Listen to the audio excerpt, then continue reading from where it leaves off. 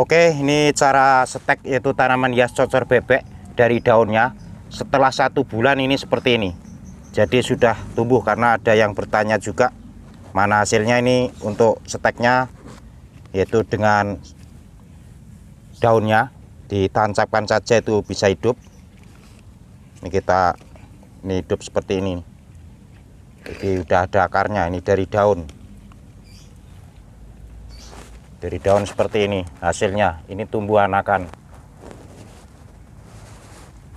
Jadi mudah sekali, bisa diperbanyak dengan daunnya, bisa dengan batangnya seperti ini nih. Nanti ini bisa dipisahkan satu-satu.